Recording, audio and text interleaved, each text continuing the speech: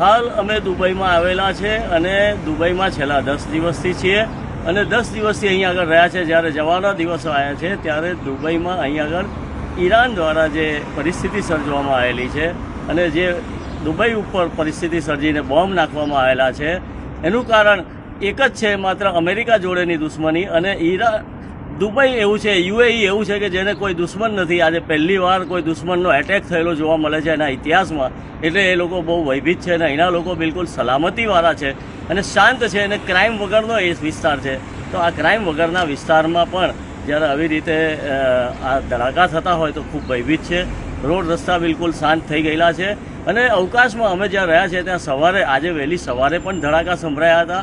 ગઈકાલે રાતે ઈરાનની જે મિસાઇલ આવતી હોય એ મિસાઇલને ઇન્ટરસેપ્ટ કરીને સામે એન્ટી મિસાઇલથી જે તોડવામાં આવતું હોય એ પણ અમે જોયેલું હતું।